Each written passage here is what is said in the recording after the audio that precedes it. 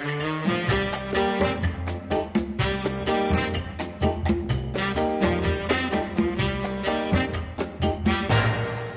and welcome back to Sticks and Strings. I'm Naomi. I'm Beth. I'm Eve. We're back, and it is, I don't know, I feel like March is already going, gone.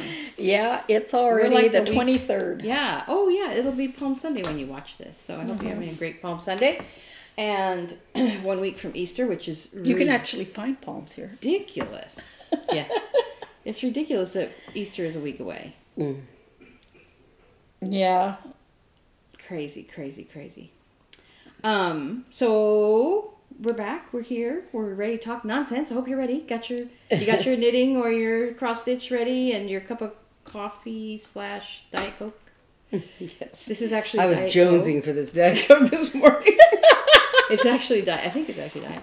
Mine is. Yeah, they got it right for once. Yeah. But yeah, so we're all set, and I think you're going first, Beth? Yeah. All right. Just pull this to the back, I think. She It's in just the couldn't wrong help place. herself but keep working on it. Into the wrong place. So, I really didn't do anything different since last week. Well, one thing I want to talk about.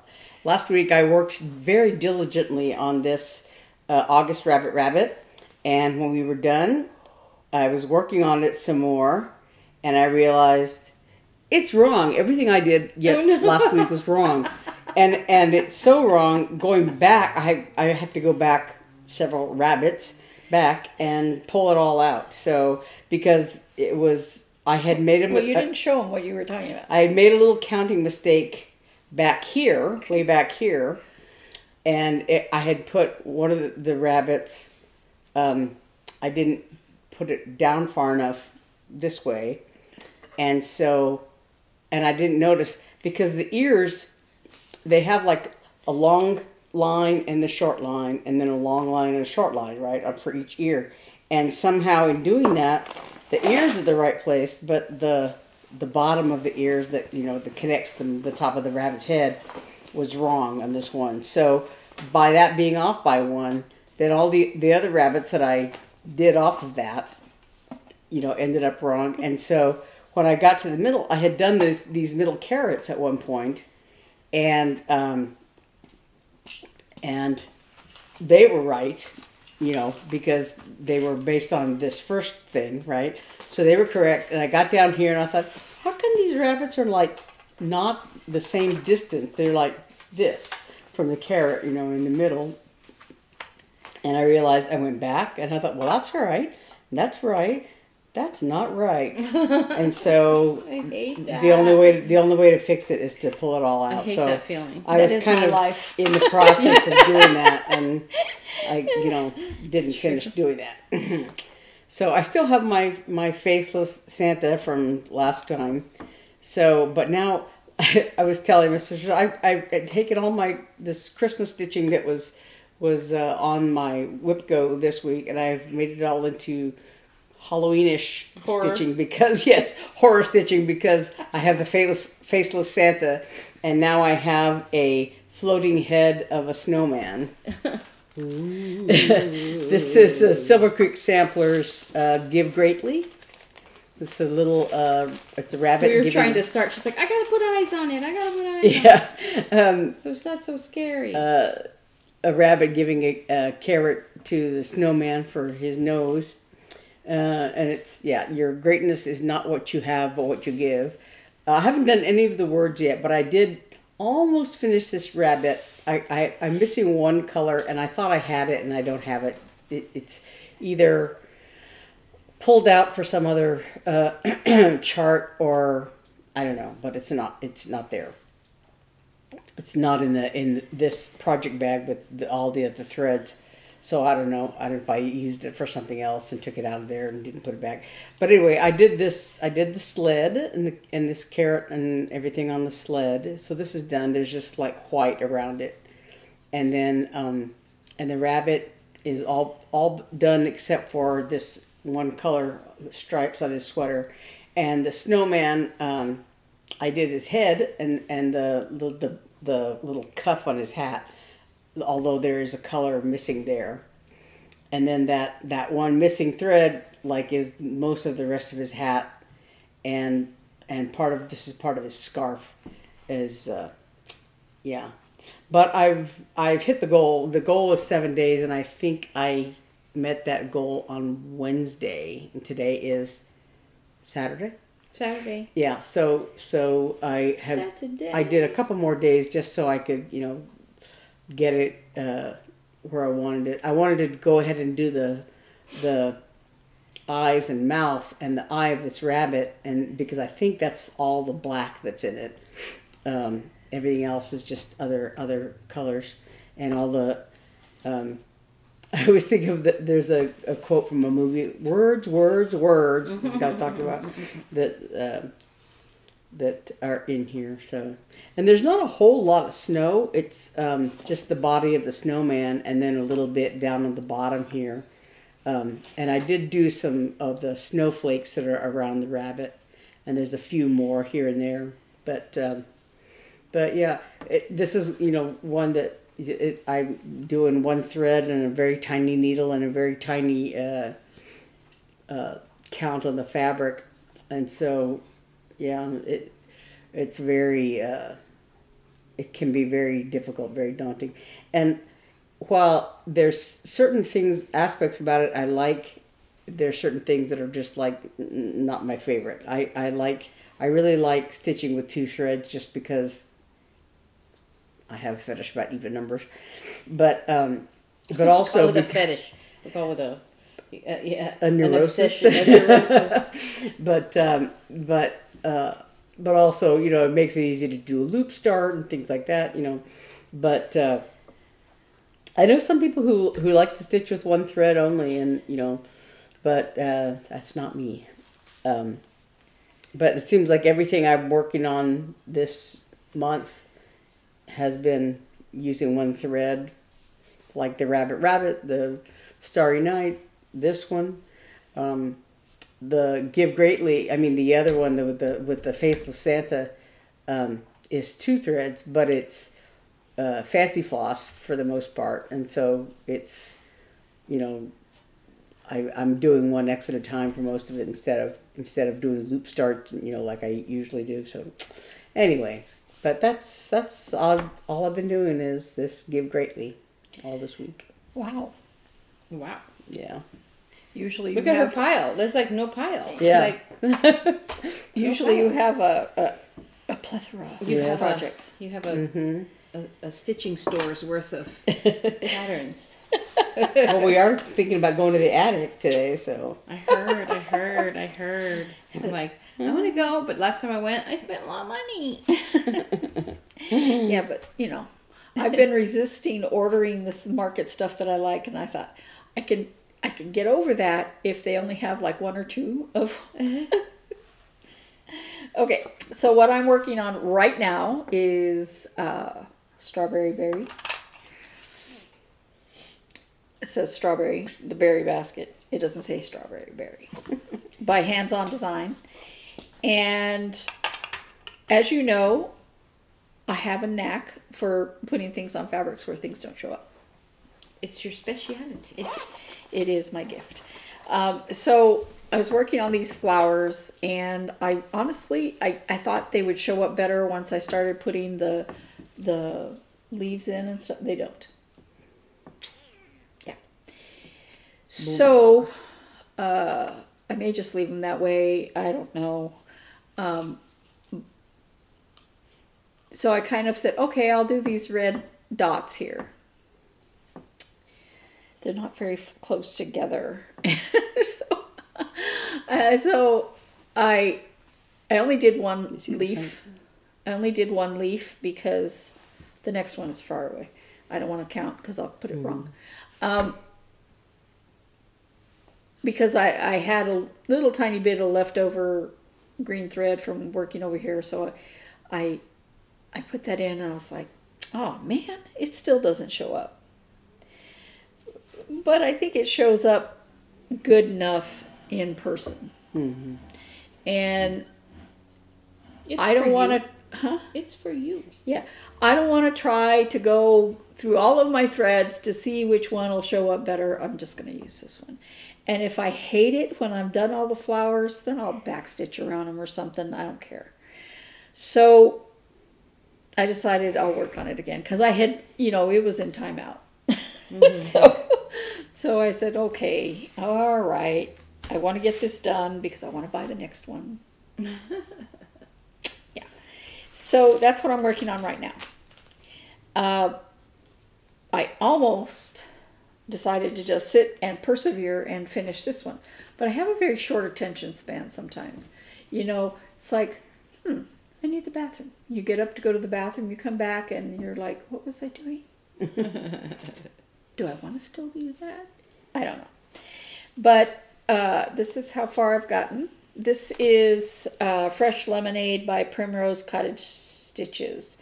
And I'm doing it on 13 count something. 13? 32 count. Yeah. Oh, this is I was thinking count? about this. This is 18 count something. That I got at the attic.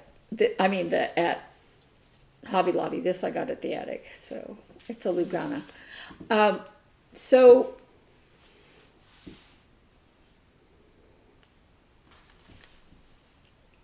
I'm not almost done, but I feel like I'm almost done.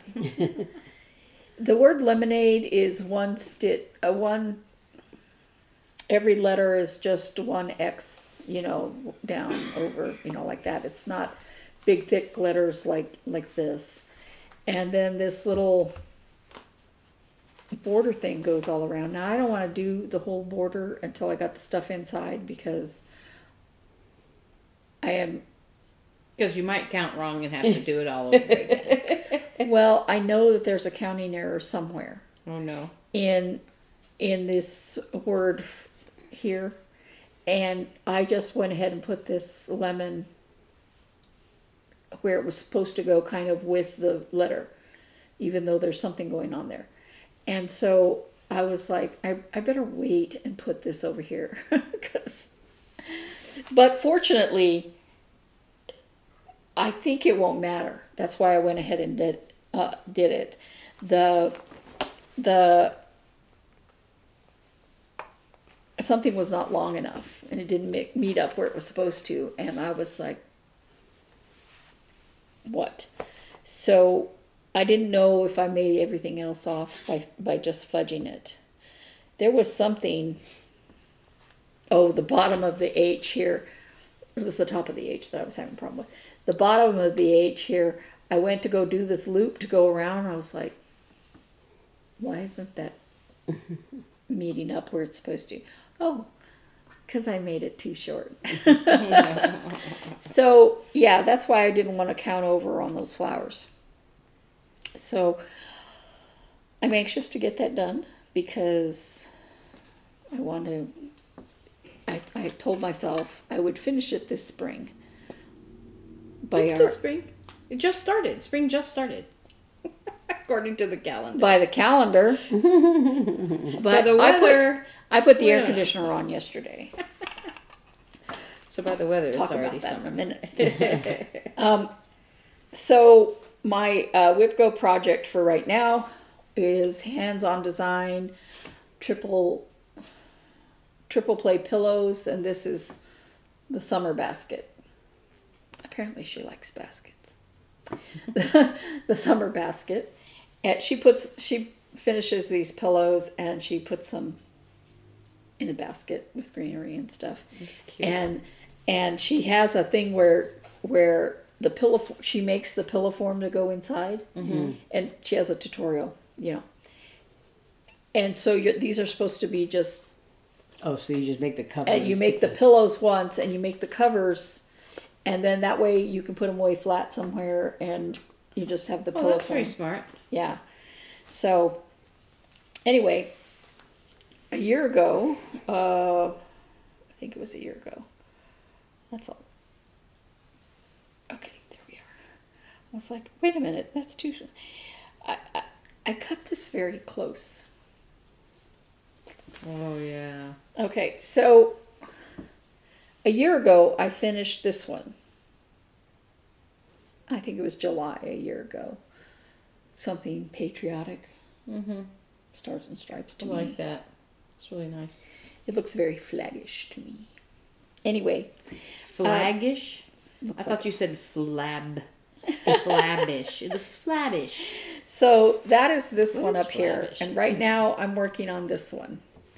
And it's a deceptively simple design because it's really not as simple as it looks in that not everything is exactly the same. So you have to really pay attention. But I have, there's little white triangles, which you can't see from this far, but in the picture you'll be able to see them. Diamonds, not triangles, that I'm putting in right now. And then I'll just have the purple, holy moly, the teal stars to do 2 more. I have the better part of one done here. It's going to need an outline, but 2 more stars and I'll be done with this. So hopefully by the end of this month, I'll be done with this. But I am hoping that in this week I can finish this one and start on the next one. But do I start on this one, which I love and I do want to do? But squirrel, there's a new pattern. Oh, I bought this when it came out. I know. This is the autumn basket. See, that's the summer basket. And these are designed to look very much like quilt blocks. And they do. And So cute. Let me see that autumn one. Oh, that's so pretty. That's neat. obviously I wouldn't do those on the same fabric. This is a fabric, I don't even remember the count. I think it's 14 count. That I got at Hobby Lobby, and it is a kind of a minty color that would not work for these orangey colors here. Yeah. Yeah, so I would have to pick a different fabric and all that. So I may just go ahead and start on the next one, but I don't know, because if I do end up starting the next one, it'll be just barely starting it, you know. So, and I already have all the threads right Come there. here, Rogue. Sorry about the dog. Rogue, come here. Come here. Come here. Rogue, get over here. Come on. So Hey, why are you barking? there is that. You're barking. And then we mentioned the weather. Yeah. Get down. So Get down. this is Stitching Mommy's Temperature Turtles. And I'm on March. And next month I start on the second row. Hopefully I have enough fabric. I didn't pay attention. Okay. Because I'm looking at that going, that's 4 rows. Is that gonna work? I don't know, maybe. I think so, because I think I'll get 2 rows in here and then there'll be 2 rows down here. Yoinks. I did look at it and measure it and all of that, but I don't know. I'm always panicked about doing something wrong. Anyway, I finished the long stitches, back stitches, whatever you want to call them, on this February one. And when you look at that crazy weather on this turtle, the Saturday, okay, we told you last week that it had been cold the day before. And it was 63 degrees. So for here, That's cool. in March, that's cold. Okay. So it continued cold 2 more days and then went up to 81. And the high today is supposed to be 80 something, isn't it? Yes. Yeah. Well, it went up to 81. The high yesterday was 86. Yeah, it was bad. Hence my putting on the air conditioner. I was like, okay, I can't stand it. And you wait as long as you can before you put on the air, because you don't really need the heat. I had the heat on, but it's not like it was kicking on, you know. Right. You don't really need the heat. Sometimes in the middle of the night you do. Yeah. When it's like 40s. I'm glad I hadn't turned it off when it was jumped back to cold. Remember, because it had been 81. Mm-hmm. So sometimes at night you do. There was this one day where the high was 66. The low was like 64. You know, yeah. So it was the same temperature. But it just, all of a sudden, I'm like, okay, I can't take it anymore. I need air conditioning. And it's just for a certain part of the day, or just when you... Well, I think it was just a few years ago, and I think it was around this time of year. I'm like, Arizona gets all 4 seasons, but it's all in one day. Yeah. Like, you're freezing in the morning, you got spring in the, at noon, by 5 o'clock it's summer, and then by 10 o'clock, it's fall. And it's like... Well, and I had an appointment in the afternoon yesterday, and it was so hot in the car. Now, yeah. I was driving with the air conditioner on, but the Arizona sun, unless you've been out here, you have no idea what I'm talking about. But it comes through your windshield and bakes you. Your pant legs, if you're sitting like in the passenger seat and there isn't a steering wheel in front of you, your pant legs get the brunt of that, and you're on fire by the time you get somewhere. So you can understand. If you've ever held a microscope up to something, not a microscope, magnifying glass up to something and started it on fire. Anyway, there's my temperature turtles. Very weird weather. And I did a head and finished that one fin. But next week I have to do 2 fins. Yeah. I just didn't feel like continuing with fins. So lastly, what am I doing here? I did some more work on Happy Hanukkah, Erica Michaels. And now I have what's starting to look like a menorah. Nice. And this is theoretically 32 count Lugana white. I'm working on 32 count on this, right? But when I switch over to this, I'm like, those holes are so tiny. And I don't know if it's because it's white. I have no idea why I have more trouble seeing the holes. But, yeah. What was it I was working on? Oh, on the temperature turtles. I was playing thread chicken. And I went on to the next color and I looked at it and went, that just looks terrible. And I had to pull it out and just get a new thread. Anyway, that is me. That's you? Mm-hmm. All right, now I'm putting a thread. Hold on. Okay, big news. I have here, I'm going to take my needle out so I don't lose it. I have the quartet of socks is finished. I have the original, the first ones, the little size 5. I've got these, the next biggest pair. I mean the bigger pair. And then I've got these blue ones. And then these are for Hannah. She chose this color for her. And so these are for all her members of her quartet. Here's a picture of all 4 of them laying on the table. I took a picture just a little bit ago. And I'm now working on closing the toes of this. You see that it has the little the waist yarn here.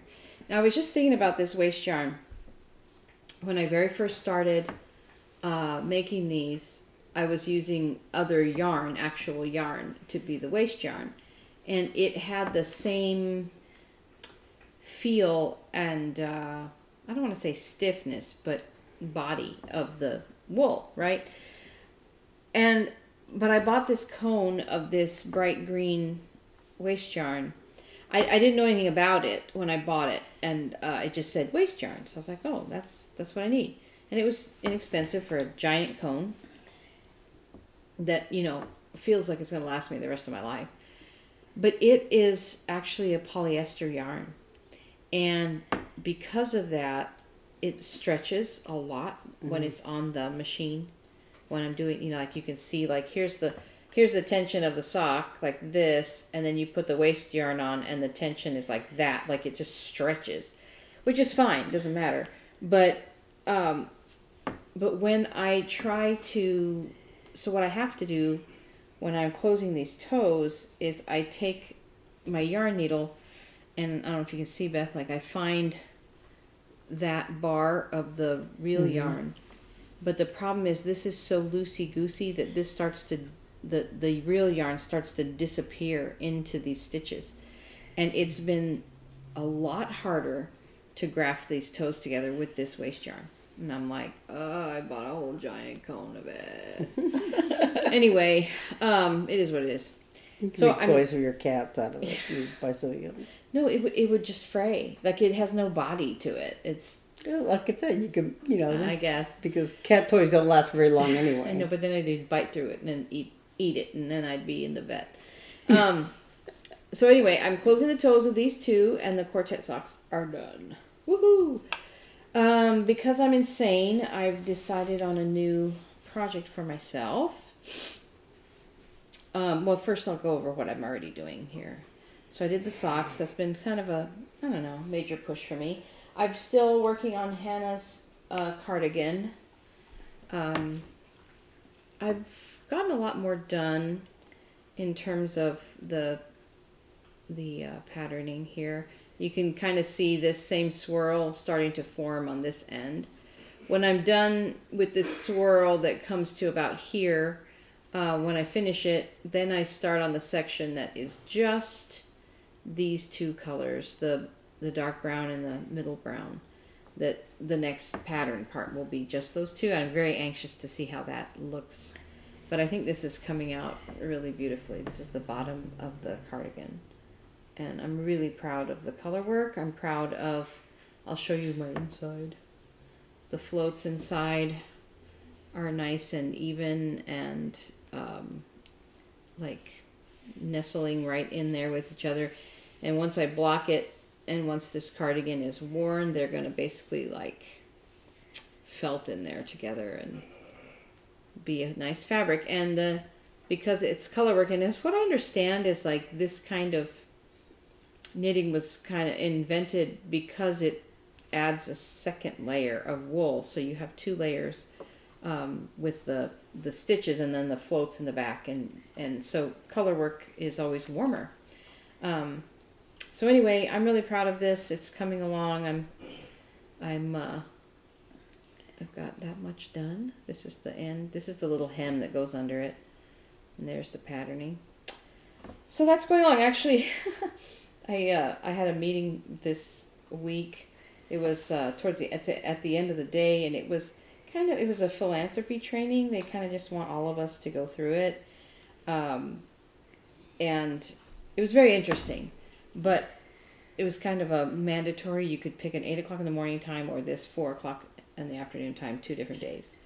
And so I chose that 4 o'clock time, and I walked in. My boss, we were right in the middle of getting our season launched, and she was like, he's so busy. I know she didn't want to go to the meeting. So you could either tune in by Zoom or actually go to the conference room. And I told her, well, I'm going to go to the conference room and go to this meeting. And she knew what I was talking about. And she was going to join by Zoom from her desk so she could obviously keep working, right? Mm-hmm. And I was like, do you think they'd mind if I knit while I was in there? And she goes, don't go in there. Sit at your desk on Zoom and, and tune in. And I was like, thank you. So with her blessing, I turned off my camera, joined it by Zoom, and knit. So I just got a nice blissful hour of knitting. Hour and a half, actually. It wound up going an hour and a half.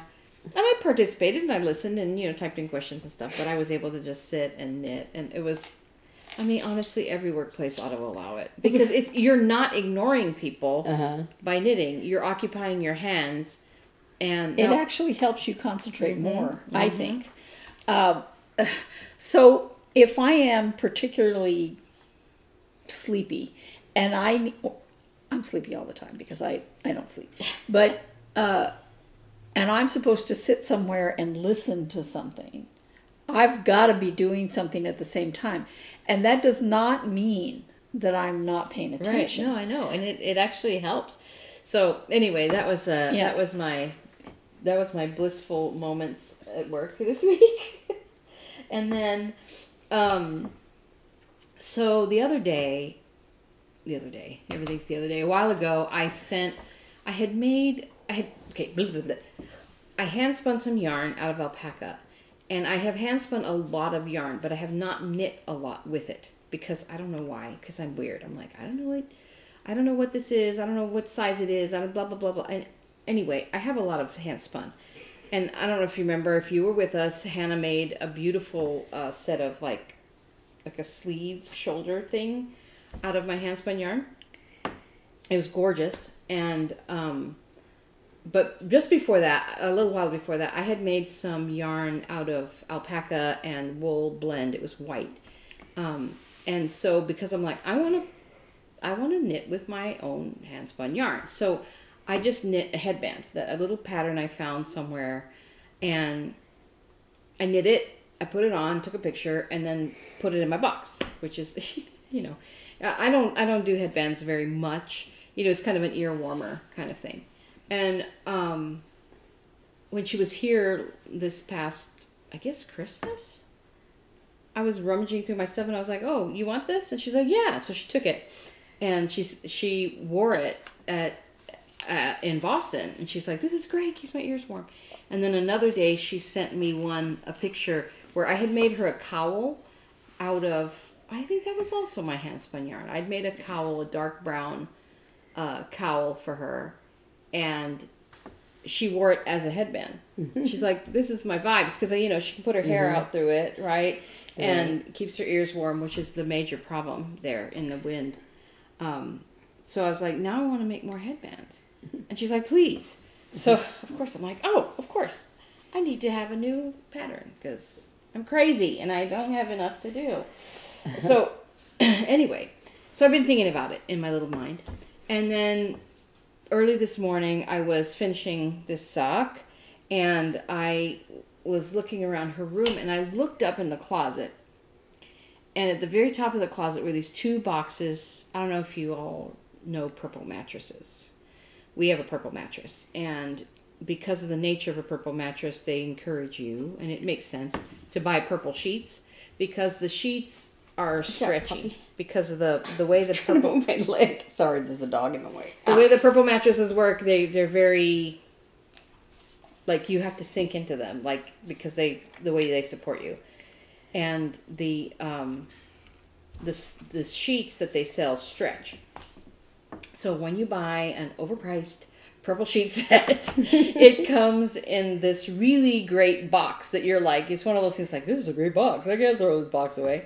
But it's like, it's a very sturdy box, and one side folds inside like this, and the other folds over and shuts with a magnet. Ah. But the first door that goes down has an open window like this. It's just open, and then this comes over and shuts with a magnet. And I'm like, I cannot throw this away. So I remembered when I looked up this morning, I'm like, I put yarn in those, I think.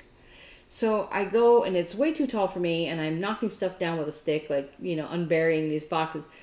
And the first one I open, and I'm like, what kind of yarn is in here?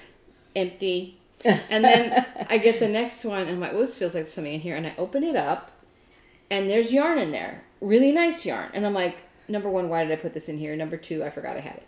And I think, I don't have them. Those knitted mitts I wear that are fingerless, I think I made them out of this yarn, which is why I had it. And there were 5 colors, and I was like, oh, it's worsted weight, which means it's thicker and it'll knit up faster. So here's 4 of the 5. There was a black also, and I'm like, okay, I'm gonna make a headband. Now, one of the things I've been wanting to do more of is cable knits, because I haven't done it a lot. I've done it some, and I want to practice, because one of the things in the master hand knitting eventually is cables. So I was like, all right, well, I could just play around. So I found this pattern, and this all happened this morning at, I don't know, 6 a.m. I found this pattern. It's a Celtic cable headband. It's called Celtic Roots Headband, and I eliminated the black because I'm like, I'm not knitting cables in black. That's a waste of time, as you won't see them. And I sent Hannah this picture, and I said, I'm knitting you along with a picture of the pattern. I said, I'm knitting you this headband because I want to practice my cables. In other words, you get no say about the pattern. What color do you want? And I'm like, blue or purple, blue or purple, blue or purple, blue or purple. And she goes, dark gray. Why? Why is it always gray and dark gray and browns? I'm like, there's all the colors of the rainbow. You know why? Because you asked her. I know. I should have said, what color do you want? Blue or purple? But no. So, and actually, this is the one with the least amount of yarn. I weighed it, and it should have enough yardage. So, I could write her and say, it's actually not enough yarn. But I had to use the other color. Yeah, because so I had, in anticipation of learning more cables and doing cables, I don't know if you remember, if y'all have been with us, one of the things I bought were these beautiful little green cable needles by Knit Picks. When I bought Hannah's sweater yarn, I also threw this in the box so the yarn wouldn't get lonely. And it's 3 different sizes. So I'm excited to actually use these. What you do is when you're knitting along, you put some stitches on the cable needle and either hold it in front or in back of the work, and that determines, so if you hold it, I don't know, it's been a while since I've done cables, but anyway, you hold it apart from the work and you knit the stitches on the other side of these held stitches, and then you pull it, and then you knit the stitches off the held needle. And that's how you get that twisting look in knit stitches. So I'm excited to do that. And some cable needles come in all different manners. So some have a little, they're like a full-on hook, and some have a little dip like that. I have some metal ones. These have little grooves cut in them. I'll post it close up. These have little grooves cut in them to keep the stitches from falling off. So that's my next exciting little side quest, to make that. And otherwise, I think that's all. I have been working on my muscle break hat. It's getting long. It's like, I think it's like 17 inches now. So when it gets to 19, I'll start the decreases to make the other end like this, and then it'll be done. And I'll stuff it inside itself, and it'll be a double layer hat. It might be mine. It might be Hannah's. I don't know. I'm just knitting it for fun. I know, she's my little doll. Why are you laughing? Why are you laughing? Because everything I knit for Hannah. She appreciates it. She's knit worthy, 100%. No, I'm just thinking about her friends going, how come my mom doesn't knit No, me what stuff? her friend says, can I have one too? Hence her best friend with a sweater on her back that I made, and all her quartet mates now will have socks. I fully expect a quartet socks photograph. Maybe they can compose a piece called Quartet Socks or something. SOX. Yeah, that'd be good. So anyway, I think that is everything for me. I'm done. You want to know what's happening in my house? Apparently, we have bees. Again, this is not the first beehive that has chosen us. We must be very special people. But the first one went down. We have a window in the front of our house, and it has a little lip, and apparently it was open under there. And they got up under there, and they were in my son's bedroom wall. You could hear them from the inside. They came and they're like, these are Africanized bees. That sounds like something from a horror movie. Yeah. So they took them out. And now we don't know if this is a transient hive or what, but this morning we come out to get in the car. Eli and I get out and it's about 10:30ish, and there's, you can see them flying around in the driveway, and I'm like, what's going on? And Mark came out, and they were like here's the nose of my car. They were like this around the nose of my car, and I'm like, is the queen in my car? You know what I mean? Did they just come and say, hey, here's a spot? So, but we couldn't really see where else they were in the front yard. So I pulled the car out, and Mark's like, they left. Because I pulled into the street a little bit, and he's like, they're not around. I'm like, we better open the hood. So we opened up the hood. No cloud of bees flew out like in the cartoons. We didn't see anybody hanging in there like there was a queen, sitting in there or anything like that. So on the way here, Mark calls me and he said, we have a hive. We have so there's my son's window, and then and here's the garage, and there's a little alcove. We have a big bush there, so it's hidden. And they're up in that corner. So he's like, I guess he called somebody. Someone's coming out. If we are 100% like, if they're good bees, let's save them or whatever. But I'm like, I told Mark, I'm like, you have to call somebody today, because I cannot live with a hive sitting on the front of my house. And he's allergic, so we can't have that. Anyway, so that's what's happening in my house. We got bees. When I lived in Florida, I went to enter my apartment. I've been work all day. I come to enter my apartment, and in the doorway of my apartment, here's the frame, of the door, and it is right there on the top corner of the frame of the door. Was what? A wasp nest. In one day they built it while you were at work? Yeah. They were busy. And I was terrified of going inside and not being able to get out. No, of them coming in. Yeah. So it's one of those things where you're like, and then I have to. So I turned around and I went to the office. Yeah. And I said, no, I don't want those. Please call somebody immediately. I'm going to go to a restaurant. Yeah. And did they? Yeah. So then a month or two later, it was back. So it must have been a prime spot. Yeah. I don't know. In my apartment building, my balcony, I was on the back of the building. And so all along there, where the eaves hang down, there would occasionally be little wasp nests up there. And so most of the time they were kind of like, over my neighbor's doors or something, and it wouldn't, it was kind of an issue, because if you go out of a balcony, there would be wasps buzzing around.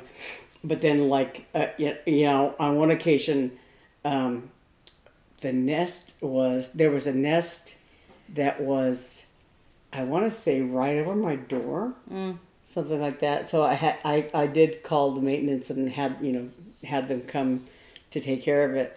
And I guess I must have been at work or something, and I came home and it was gone. But yeah, there was occasionally So I have seen that a lot of times people will take I don't know what kind of yarn they use or string, but you can crochet a wasp nest and hang it. I've seen it, yeah. And it deters actual wasps, because they're like, oh, this space is taken. Yeah. Well, the triplets that I used to take care of, they had a big tree in their front yard, and this is, I guess, the second house they lived in. That they had a big tree in the front yard, you know, and I used to take the kids outside to play on the lawn, but yeah, a big wasp nest, you know, was built in that tree one time, and so I guess they were. I don't know if they were waiting on somebody to come and take care of it or whatever, but there was one day when Randy, the dad, had mowed the lawn, and the lawnmower had kicked up a rock, and they had like a storm door in the front, right? With I think had two separate like glass panels, and the rock that the lawnmower kicked up broke the bottom panel, right? And so... Well, you told me in a wasp Yeah, nest. so one day, a wasp flew in there. Oh, I thought you were going to talk to me about a fake wasp nest. No. They should have put one up. It flew in, and it was, I guess it was just as Stormy, the mother, was leaving with her older daughter, and they went out the front door, I think, and this wasp flew in. Oh, man, see that? I can't love that. So that's what I was afraid of. Yeah. So yeah. And it's, of course, wasps fly in, but they never think to fly down to fly out. Right. And so, this wasp was like buzzing around. And I think Stormy was there for a little while because she was, she showed me something like there was a can of, And she's like, you spray. deal with it? Yeah. And so I'm like, but if I, I was thinking, you never want to swat a wasp if you don't kill them because they'll come after you. Right. And the same thing with spraying. I didn't want to spray this junk all over the house. And so the way their house was, there was like a living room in the front and the family room in the back. And the living room was kind of dark, but the family room was very sunny. And so I'm like, trying to like turn lights off and pull shades down and stuff like that to sort of get the wasp to go toward the front door, because the front door, I thought, well, if I leave the front door open, he'll see the light and can fly out. But then I think as I did that, another wasp flew in. Oh, no. And then they were kind of buzzing around, and then they started to go up toward the upstairs, because the light was on upstairs and the kids were asleep, the babies were sleeping, and so I was like, ah! And so I think that I turned that light off, and finally, and I just had to risk like propping the door open so they could fly out because they wouldn't fly down. Mm-hmm. So I had to prop the door open, and finally they went out, and I was like shutting everything down, Oh, but it was very scary. Yeah. Do you remember when there was a wasp nest in the baptistry at Corona? No. Yeah. At a church we used to go to. Yeah. There was a wasp nest up high. You know how you could see like this, but it went up high.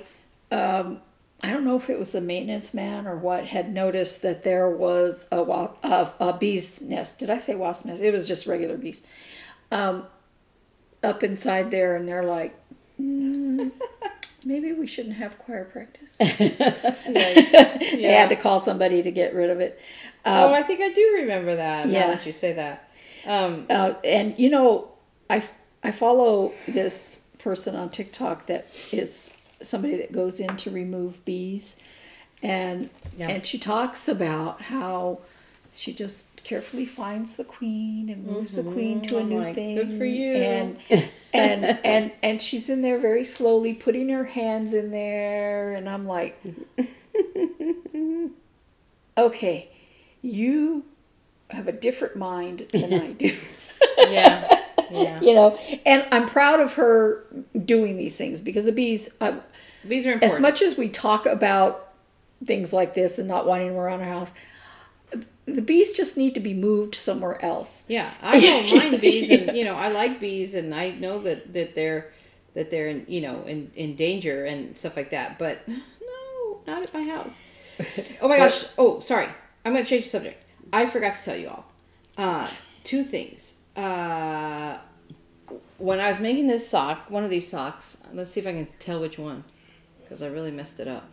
I this blue sock, I sew up the toes, and I finished it, and I had a hole. I had missed a stitch somewhere, and it started to boop, boop, boop, boop, boop, unravel. And I'm like, no! So I get a crochet hook, and I'm like going up the toe, finally, and then I had grafted in a piece of yarn to try to like stitch up the hole before I realized it was a real hole, and because I thought it was just like a little loose area, and so it was a disaster. I don't know which. You can't tell from the outside. Maybe there's extra bulk on one of those toes. Or maybe it's the heel. I can't remember, but it was bad. It was really bad. Oh, but also, in my life, I got a circular sock machine table. It's not really a circular sock machine table. It's actually a laptop table. But it's got wheels, and it's adjustable height. And here's a picture of it. I'm on a Facebook group for this particular circular sock machine, Dean and Bean, and we're always like, what table is that? What do you use? What is that? And I saw one, and it was really small, very small footprint, which I need, and not a lot of storage in it, but it's got a little space in the bottom, which is good. And it's on wheels, and the price was right. And so because Mark gets sad when I disappear into Hannah's room for hours and hours and hours and make socks. So this way your husband wants you around? What the heck? It's not weird. So I can pull it out and sit out in the living room or whatever and make noise while we're trying to watch TV. Or just be out there on days when he's feeling needy. So anyway, but it's nice because it also means I can keep the sock machine on that table and use my Dreambox table for other things, which has been a problem. So I can tuck it away in the corner and use sewing machine and stuff like that. So that's been a new addition to my life that I forgot about. So that was fun. So I forgot about that. Recently, I have been noticing a problem with weeds in our backyard. Now, it has been raining, as I said. And then after the rain, there is a considerable amount of sun, and then it rains again. So God is watering the weeds. And in the dog run, they were almost as tall as the wall. I would go out there and pull some, and they're not deeply embedded. They're easy to pull, but you still have to bend over and pull them. And then I looked at the rest of the yard, and we tried a couple of different things, and I'm like, there is just absolutely no way. We have got to hire somebody to do it. And I kept encouraging Beth, because she's like, well, maybe you can do this, and maybe you... I'm like, go outside and look. So we finally decided to hire somebody, and I called somebody, and I told her, you're going to have to... I had an appointment. I said, you're going to have to wait and brush up on your Spanish. You're going to have to wait and let the guy in and tell him what we want done. And I kind of said, make sure he trims the bush out front, little things like that. So it was the first time she went outside and saw why I was flipping out. Because behind the pool, which is an uneven surface, and I just can't walk there, I don't even think my son would have been able to pull all those weeds. It was just, and I think part of it is that we don't have regular gardening service because we don't have plants that need that. Mm-hmm. And everywhere else is just rocks. And by the time, because we don't go outside in the back every day. So by the time you notice them, they've pretty much taken hold. But the neighbors on both sides and the city of Phoenix have people that use those leaf blower things. Mm-hmm. And I think that they have very generously been spreading weed seeds in our yard because it is absolutely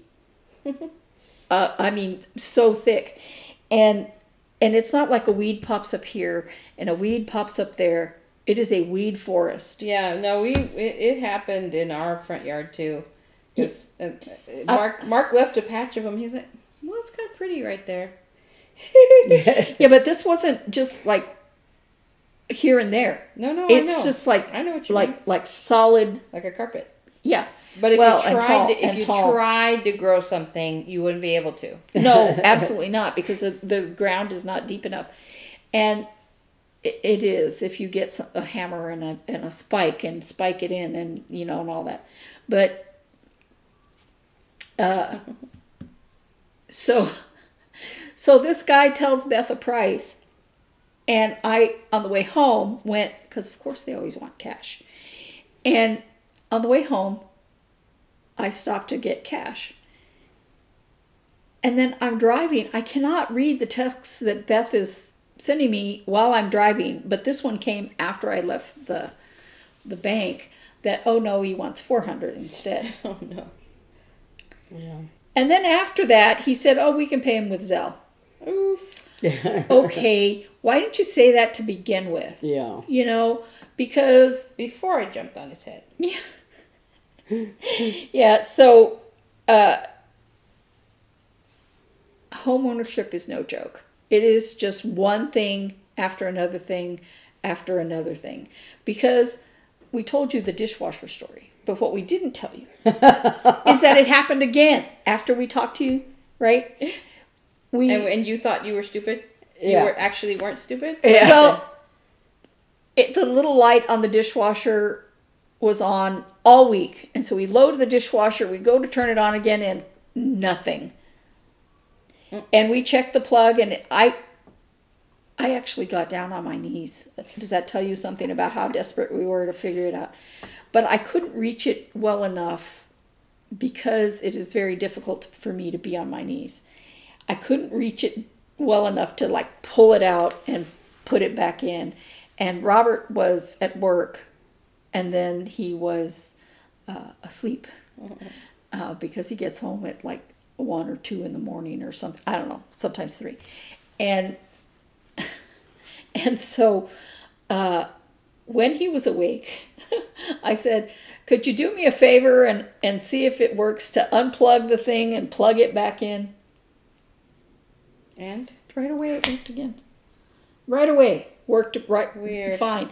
So there's some issue going on there that we're going to have to track down at some point, but not today. Yeah, so you can buy, I believe, if I'm not mistaken, you can buy a dishwasher cord by itself.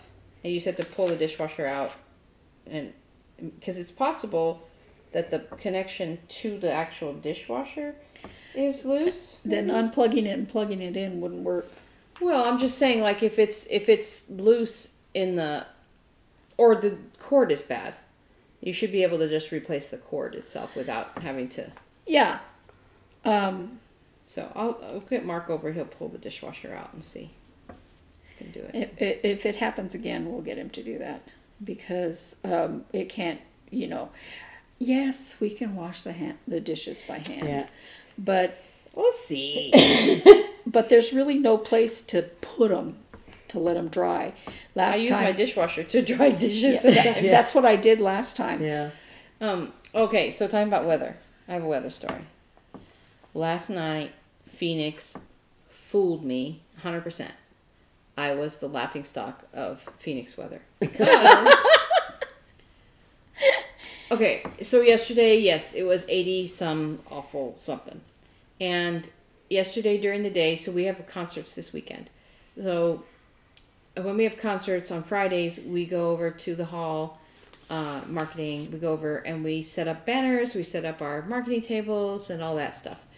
And so my colleagues and I walked over, and by the time I walked back, I was hot. It wasn't horrible in the sun. It was really warm in the shade. It was nice. There was a breeze, but it was just, when you're working and you're pulling things and you're hauling stuff and you get hot. And then I went into my office, and because I was wearing dress clothes, I wasn't wearing, shorts or whatever. And right there where my office is usually freezing cold, it decided to not be freezing cold. So I'm standing there and I'm just roasting. I'm so hot. Blech, right? So Mark and I we're going to the concert out in Mesa that night. So when I got home, hopped in the shower, got ready for the concert. And when I come out, and we had the air conditioner on because it was that warm when we were home that evening. I get out and I'm like, I'm so hot, and I'm wearing my new T-shirt. I should have worn it today. We have State 48 T-shirts for the Phoenix Symphony. Has Beethoven's 9 behind it. It's really cool. Anyway, here's a picture of it. Anyway, so I put on my shirt because we're announcing our season this weekend, and so we were all wearing our shirts. And so I'm, I feel good just out of the shower, right? A short sleeve. I was just so hot. Sun's still up, blaring. It's 6 o'clock, whatever. So I'm like, do you think I need a sweater, Mark? And he's like, no, it's hot. I'm like, yeah, I'll probably be fine. Lies. Because you can't just have one weather at this time of year in Phoenix. So and you can never tell if the building is going to be that. Yeah. And then, but so as we get out of the car, we drive over there, we get out of the car, and we're walking into the hall, and I'm like, I am cold. Dang it. I'm like, Mark, why'd you tell me not to bring a sweater? Well, and also different, So you can be roasting in Phoenix and freezing in Chandler and something else in Mesa. The difference of the buildings and the wind and blah, blah, blah. And the half an hour difference, half an hour drive, you have different weather. So I'm walking in and I'm like, dang it, I'm going to be cold. So we get in, lobby's okay, we go upstairs, we're in the balcony. We walk into the hall up on the balcony level, and I'm like, it is freezing in here. They had the air going because it was hot that day. That's what happens. Uh-huh. So I sat through that whole concert like this. Like, I'm cold. I'm cold. I'm cold. I'm really cold. And Mark's like, oh no, I'm sorry. I told you not to bring a sweater. And Beth always says, don't you want to take your sweater inside when we come in from the car? No. I know. I wish I'd had one in the car. But so, and then as we're walking out, the weather outside was chilly. Mm-hmm. And I'm like, it was hot today. And now it's chilly again. I'm like, argh. So Phoenix punked me totally. Mesa, whatever. But I was like, I was so mad. And so as we're walking down, I was like, I need another shawl. Because I was thinking like because I thought about bringing a shawl with my T-shirt, but it wouldn't have been like it wouldn't have really gone with it. You know, I would have probably, where's my sweater? I would have taken this one, my favorite sweater. But I was like, I think I need another shawl. And Mark goes, another one? I'm like, yes, another one. And I need to knit it. And I need to buy yarn for it. But, well, I have a season ticket for the symphony, and the little, in a different hall than where we were. So, but my seat is, I think it's right under a blower or very close to a blower, because I could be fairly comfortable walking around, coming from the car or walking around in the lobby or whatever, and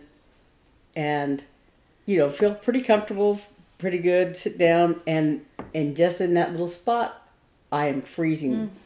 And so I always I have at least a sweater or in the winter, over the winter, I was taking a coat or something, because I was just freezing. And that one time I went with you, I guess it might have been the last time I went with you, that you were at the working at that table, outside. And so you had to get there early, and you had to sit outside. You were freezing. And I thought really if there had been a bench or someplace to sit over kind of where you were, it might have been a little more sheltered from the wind.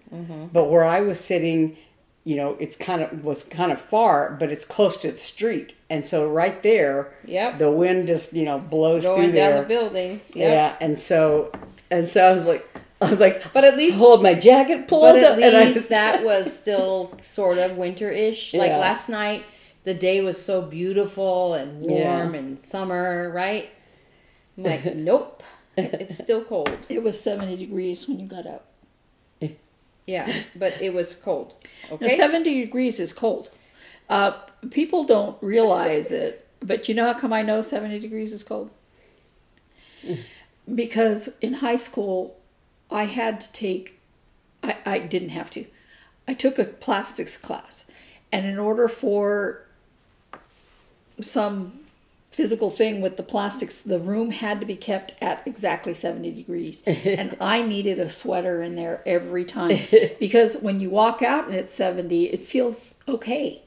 But then you stay and it feels colder. Yeah. And you stay and it feels colder. Yep. And you were already cold and you went into the 70 degree temperature and you felt the cold the hall already. was I always freezing. say that when, like, the 70 degrees, 72 degrees, whatever, may not be cold objectively, but if you're out in that temperature for any length of time, after a while, Well, I think 70 degrees at night with no sun is way different from 70 degrees during the day. Right, exactly. Yeah. When the sun is warming you and that kind of thing. Yeah. Like I was saying about the sun. Yeah, or because a 70-degree day, your car is still going to be 100. Yeah. But no, I got punked last night. Totally fooled. Phoenix is like, yeah, you don't need a sweater. Well, honestly, even in the summer, you got to take sweaters. Oh, you have to take places. sweaters in the summer, 100%. And that's why I didn't think about it, because in the summer, every building in this town is like a walk-in refrigerator, because and you're like, there's why a does reason it have for to it. be so cold? It has to be that cold because if you let up on that and it's 110, that building's going to heat up like that, and so you have to maintain that level of air conditioning just so that you can can tell the stores that don't, right? Yeah. Like Joann's. Sometimes Joann's. Or Because if you go there's just in the no bathroom in those buildings, there's no moving air, Yeah. and it's really it starts to just like those of you who live in Phoenix, like there's moments where you're standing and there's no air moving, and all of a sudden you just feel boop, all of the sweat pops out. You know what I mean? Yeah. It's just Well, I remember when we were I was just out of graduate school and you were still in college. And we went to the Music Festival of Florida in Sarasota, and it was hot enough at night. We would go swimming, and the pool was supposedly supposed to be closed at 10 o'clock or something. But we'd get out of rehearsal at 10, and we were all and it's still hot outside, so we would go swimming. But in the hall where we would perform, whatever, it was freezing. Yep, there. same thing. And like I remember them talking about the piano that they were because of the air conditioning they were like had trouble and messing with up them the being pianos. in tune and stuff. But and also people who, when you're playing, and you maybe you have a lot of rests, or you don't play in this particular piece but you play in the next one or whatever. And in the meantime, your instrument's getting cold from the cold air, and that affects the intonation. And then you have to come in, and you're like, when you're, sitting there. It's really bad. I was thinking about that last night because the musicians in our orchestra are union members, and they have very strict rules about the temperature on stage has to be at 72 or 73 or whatever it is to the degree. And like in our performance reports, we get a thing of like, it was 73 on stage, and we turned on the air to bring it down to 72. Like it has to be that exacting. Yeah. But I was so cold up there. Now it's the stage level, the mezzanine level, and the balcony levels where we sit in this particular hall, the Mesa Arts Center. And we were in the very front, right by the stage. So I was wondering what is the temperature on stage when the last piece is Till Eulenspiegel, and there's 10,000 musicians on stage, and I'm like, it's probably pretty hot down there. And you're under what I used to call the rotisserie lights. Yeah, and it's probably pretty hot down there, and you're working so hard that you. Well, and when in the Arkansas Symphony, we also had a temperature thing because, sometimes we played outside, and I remember one time we used to do for. I don't know if it was Riverfest, I guess, that they would. It used to be that they would have like the youth orchestra play, and they would have some, you know, I don't know if it has been, but some low rent rock star or whatever, you know, play before us, and then we would play. And then they'd have the good guys after you. Yeah, we would play last as it got dark, and then they would do fireworks at the end. But then at some point they changed it so that we played before whatever, you know, rock star or whatever they had, so that the more popular rock star person would play last. So when we played old symphony. Yeah, when we played, it was still hot and the sun hadn't gone down yet. And the first time they did that, the cellos were facing the setting sun, and so the sun was hitting them. And you know, we for Riverfest and 4th of July, we wore like you could wear, you know, like a short sleeve white shirt or whatever, and the guys didn't have to wear jackets or whatever. But the cellos, the sun was hitting them, you know, in their face, but it was also heating up their cellos. And so we were like, at one point, you know, before we started, I guess they were talking about how hot it was, and I think the orchestra like moved out of the sun, you know, moved back from the edge of the stage or something, but it was so hot that way. Gross. And but then on the other end of the spectrum, one time they were opening a new like hospital facility, and they hired a small group of us to go and play, you know, background music basically. And so the little alcove where they had us sitting was right next to the door. Mm-hmm. And it was like, I don't know, January or something. Oh, no. And so people were coming in and out of these, you know, like automatic doors. And so as even though the building was heated or whatever, we were close enough to the doors that we would get a blast of cold air every time somebody came in or out. And the girl, we had this girl who was our assistant conductor at the time. She was not very good, but anyway, so we were, you know, playing a few selections, and the oboe players are going, it is too cold in here. Yeah, because oboes will you could crack an oboe, yeah. And so, you know, and like I remember they all had them like the guys had them stuck inside their jackets, yeah. Yep. And so, you know, we had this big discussion we had a little break, because I think somebody went and talked to them about, like, you know, raising the temperature up. But, you know, with big facilities like that, you have to get Joe Schmo, the facilities guy, to come, you know, the temperature's controlled in Cincinnati, right? Yeah, control over it. And so we had this big discussion about, like, well, then we don't want to be, you know, get a bad reputation about, like, oh yeah, the symphony was here but they quit, you know. They can just but at the same you. time, yeah. But at the same time, it was like, you know, yeah, we want to play, but it's too dang cold, and we have a temperature range. If it's below this, you don't play. If it's above that, you don't play. And, you know, because of the danger to your instrument and the danger to your body and all that stuff. And so we just, like, I think Did they finally move you? I think we just played a little bit, and then that was the end of it, because it was just too cold, and there was no way for them to heat up that area, you know, because it was too complicated. You know, like when we were in high school, and the thermostat in your room, the teachers are like, why is it so cold in here? Or why is it a little hot in here? And they're trying to adjust the temperature.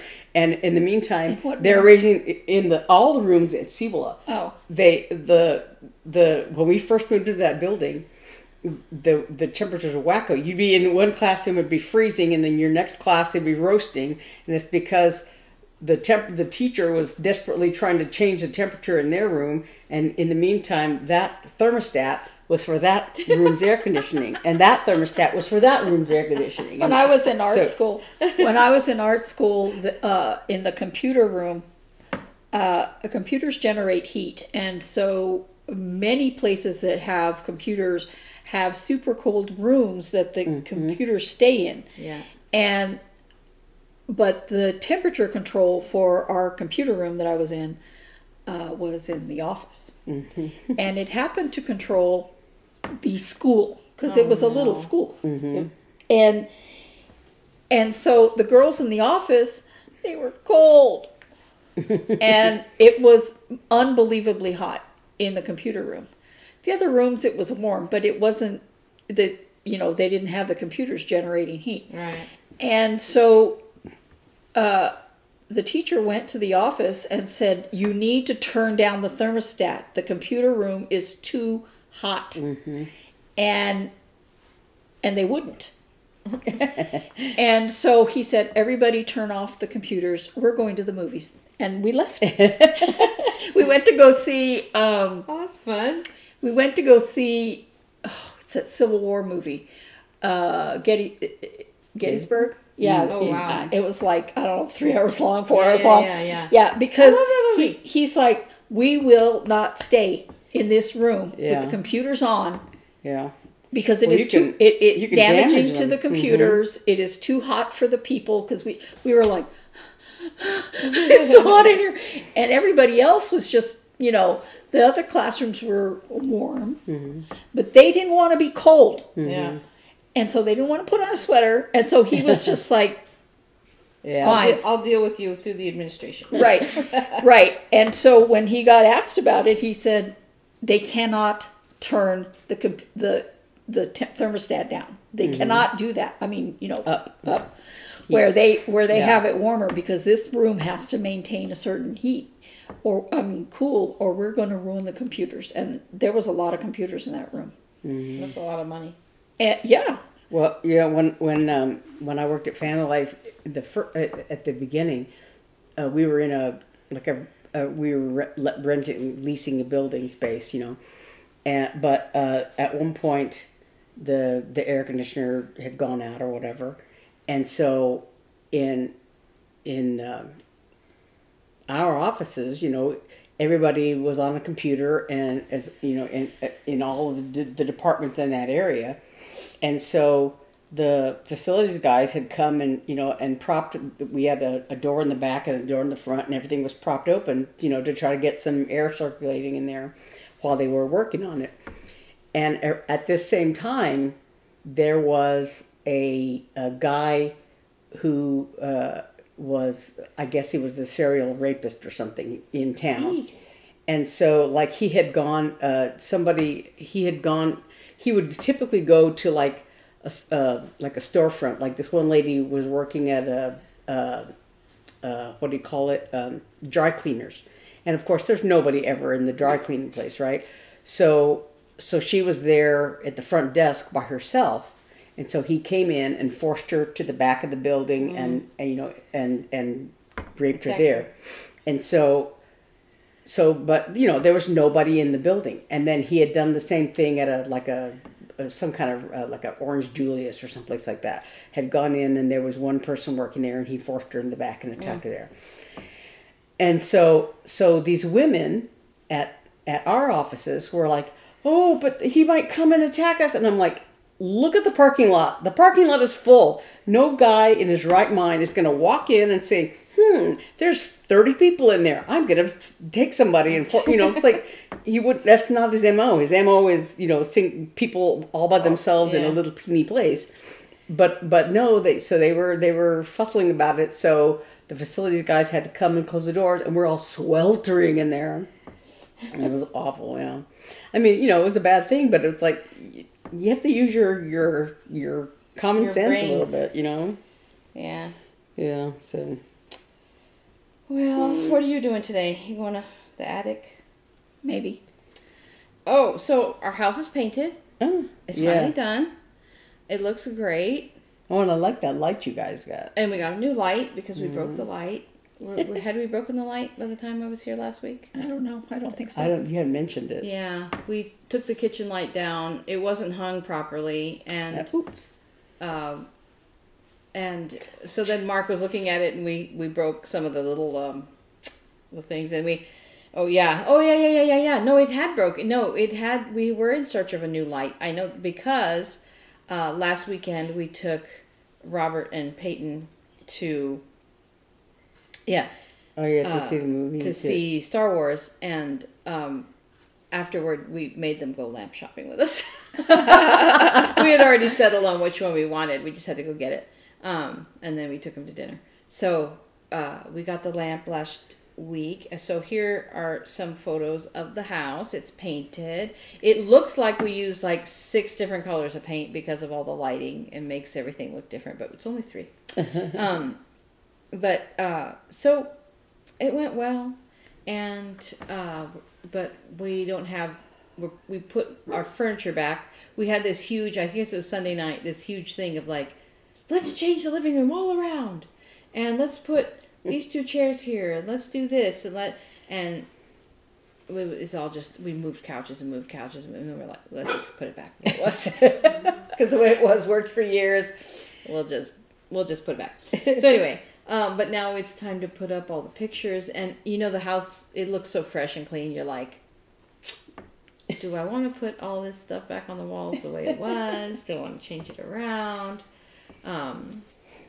Got to put all the books back on the bookshelf. Like, do I need all these books? So, come here. Anyway, so that's what we're doing today, this weekend. We're putting our house back together a little bit. When I was in graduate school, I was there 4 semesters. I had 4 different roommates. And come here, baby rogue. And in our dorm room, in the graduate dorm, we had 2 desks and 2 twin beds, and I think, I guess 2 chairs for the desks or something. I don't know. But so, and then the closets. And so my first roommate, she was there probably the longest. She was there until, I guess, November, till just before finals, before she quit, dropped out. But so she and I had moved the desks off to the side to sort of make the most floor space, I guess. And so it was a little unconventional, but it worked out, right? And so then the second semester, I had a different roommate, and she wanted to do the desks differently, whatever. So we moved things around, whatever, and we moved them like 2 or 3 times, trying to find the configuration that she wanted. And I was like, okay. And then, but she was on the waiting list for a single, so she moved out after a while. After a couple months or something. After she made you move the furniture. Yeah, after I moved the furniture 3 times, she moved out. So I moved it back the way it was before. And then the next semester, I had another roommate. And I think this was the girl. This girl had a friend that came out, and so she eventually moved out. And we had the room in a sort of a fairly conventional setup. So we didn't move it around too much. But she moved out after just a few weeks. And then the 4th girl came, and I think we had moved the desks much, but she hardly ever spoke a word. I don't really even know what her name was. She was from, I want to say, maybe you scared her to death. Korea or someplace, or Japan maybe, I don't know. She was Asian, and so she was very soft spoken, and I think that she was using an Americanized name. I think it was Tiffany. I think, but how do you not even know what your roommate's I didn't know, because I was embarrassed to keep asking her what did you say? What's your name? I don't but you weren't embarrassed that you didn't know her name. Yeah. What can I do? So she was there, and one day I went to go pick up my mail, whatever, and there was a little package for her. So I, went upstairs, and I just put it on her desk without looking, without thinking, whatever. And then I guess after dinner that evening, when I went back up to my room, I realized her bed was stripped. And I thought, oh, maybe she's just, doing laundry and had, took the sheets from her bed or whatever. But then I noticed her desk was empty. And then I looked in the closet and her clothes are gone. Like, okay, she's not here. I thought, well, okay, maybe she's, I don't know, she moved out, whatever. But she didn't leave me a note. She didn't say anything to me or whatever. And I never saw her. And then the phone rang one time. and it was her father. Oh my gosh. And he was asking for, and I was like, she's not here. I don't know where she is. Oh my gosh. And so a couple of days later, I saw her in the cafeteria. You're like, what the heck? And I went over and I said, A, your father called. B, you have a package. C, I don't know where you are. And what it was is that she was on the waiting list for a single and hadn't bothered to tell me. It's like in that Seinfeld episode where that low talker, and they can't hear anything she says, and they just assume what she's saying. She probably said, I'm on the waiting list for a single, but you just didn't hear her. So, it was so bizarre. So we should go because Yes. Beth and I want to go To the attic. maybe. Maybe. To the attic. One sock done. Ta-da. Ta-da. Well, I was doing snow on this snowman, and then I realized it's all in the wrong place. So Oh I my pulled gosh, it all you out. guys. Oh my gosh. Oh my gosh. Stop it. You're wasting your lives. How much more years of your life could you live if y'all would stop doing that? You're stitching everything 3 times. Says the person who had their sock fall apart. It's like that video. I fixed it. I don't know if I did sent it to you or I thought about sending it, but I think it's a crocheter one, but there's a knitter one also where this it has this girl knitting in it, and the meme says something like the 15 minutes I had before work were the best 3 hours of knitting of my life. I know. Okay. Oh, this morning I got so happy because, so yesterday morning, I woke up early, like at 6, and I was like, I'm going to go knit a sock because I wanted to make these socks for Hannah. So I got up at 6, and by 7:30, I had done all but the toe, or did I finish it? No, I think I finished one sock in an hour and a half. So I'm getting good at it. And so then this morning I woke up at 6 and I was like, oh, I guess I should go. And if I knit, I have about an hour before I have to get ready for work. And I was like, oh, it's Saturday! I want to go to work today! So I didn't make it over here till 11 o'clock. 11, Because I was yeah. like, I'm going to knit the 11:30. sock, and I'm going to play with the yarn, and I'm going to find that other pattern, and blah, blah, blah. So, thank you so much for joining us Yes. again, and we hope you got a lot of your stitching done while we were babbling about nonsense, as usual. And we will see you again next week. Same time, same channel, same nonsense. Bye. Bye.